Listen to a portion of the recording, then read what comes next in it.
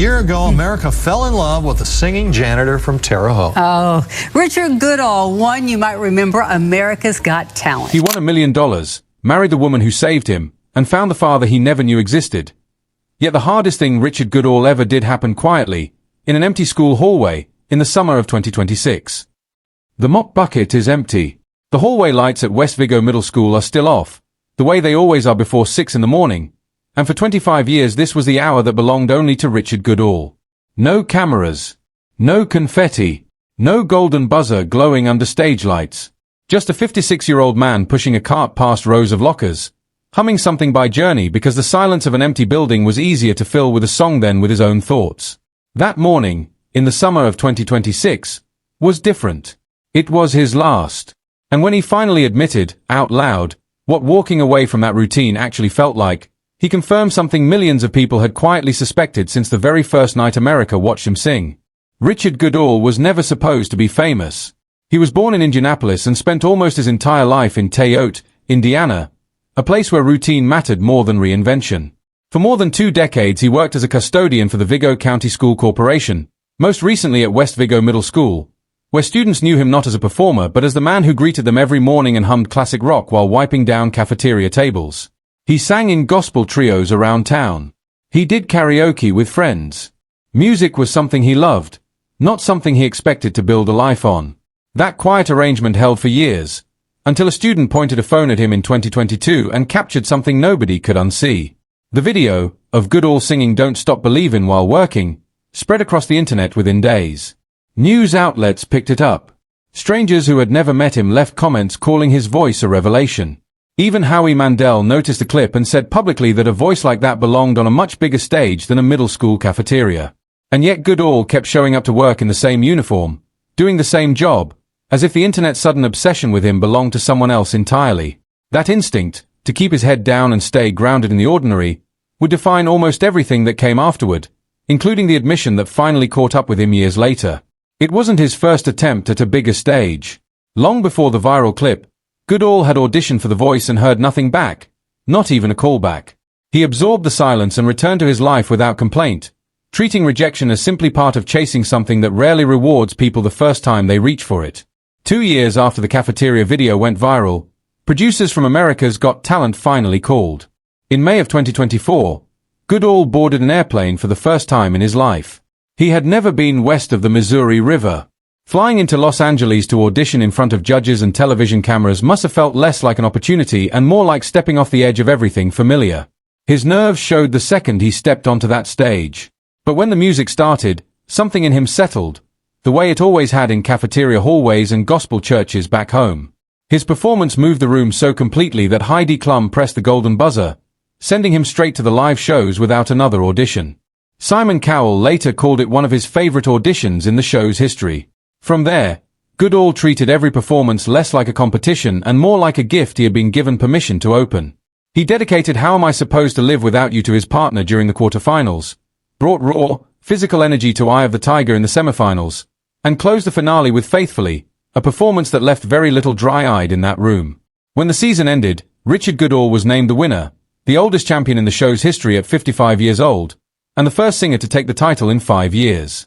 It was, on the surface, a perfect story, the kind reality television is built to sell, an underdog with a mop and a big voice finally getting his moment under the lights.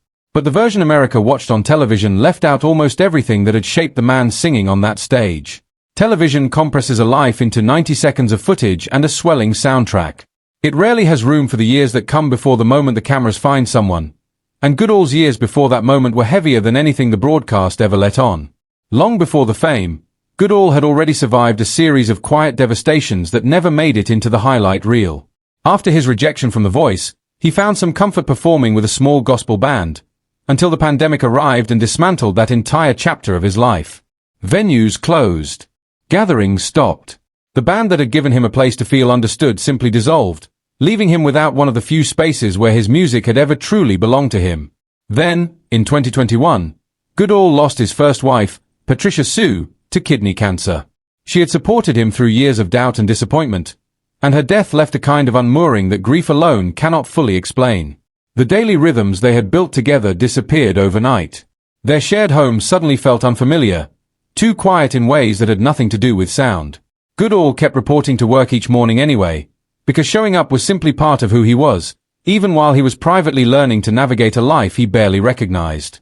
Those closest to him could hear the weight in his voice whenever he sang afterward. That sorrow never fully disappeared.